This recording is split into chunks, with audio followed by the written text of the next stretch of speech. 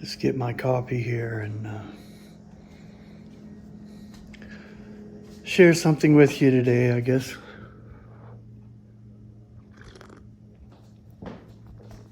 Let's take a look outside.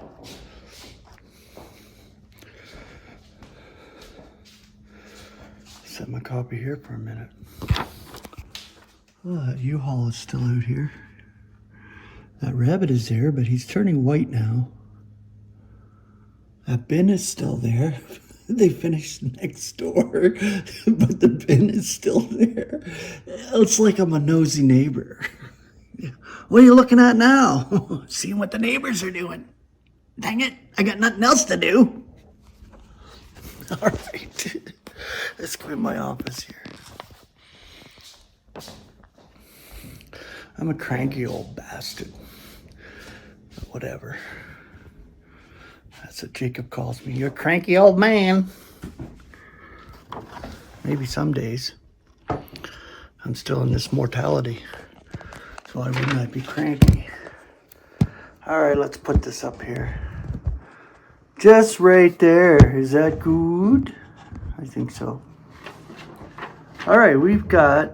It's funny because I looked up the word direction this morning. And I got this. It's actually precept.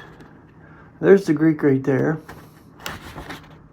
Wow. The English elements. In Finnish. That's neat.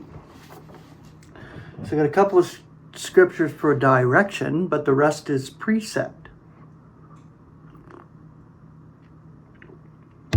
So, as I will say, the concordant scripture, because it's concordantly translated, properly translated from the concordant scriptures. We've got Colossians 4:10, and this is a greeting. Greeting you is, okay, I don't know how to pronounce that. Aristarchus, my fellow captive. And Mark, cousin of Barnabas, concerning whom you obtained directions. If he should be coming to you, receive him. Colossians 2:21 and 22. You should not be touching, nor yet tasting, nor yet coming into contact which things are all for corruption from use, in accord with the directions and teachings of men. So this is it, willful asceticism, basically. You should not be touching, tasting, and smelling, and looking, and none of that. But that's crap.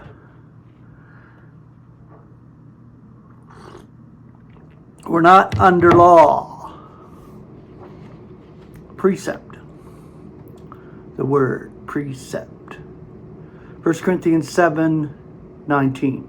Circumcision is nothing, and uncircumcision is nothing, but the keeping of the precepts of God.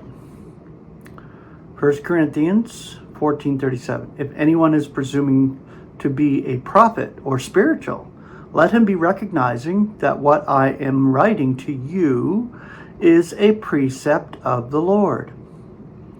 1 Timothy 6:14, that you keep this precept unspotted, irreprehensible unto the advent of our Lord Jesus Christ. Ephesians 2:15, the enmity in his flesh, nullifying the law of precepts in decrees, that he should be creating the two in himself into one new humanity, making peace.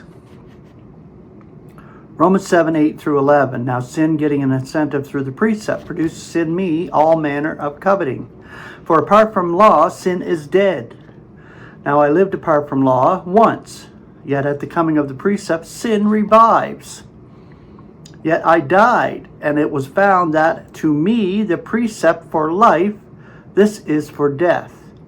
For sin, getting an incentive through the precept, deludes me, and through it kills me. Romans 7:12 through 13. 12 and 13. So that the law indeed is holy, and the precept holy and just and good. Become good then, death to me. May it not be coming to that. but sin, that it may be appearing sin, is producing death to me through good, that sin may become an inordinate sinner through the precept. Romans 13:9. For this, you shall not commit adultery, you shall not murder, you shall not steal, you shall not testify falsely, you shall not covet. If there is any other precept, it is summed up in this saying, in this, you shall love your associate as yourself. Ephesians 6:2. Honor your father and mother, which is the first precept with a promise. And the final one here, Titus 1:14, not heeding Jewish myths and the precepts of men who are turning from the truth.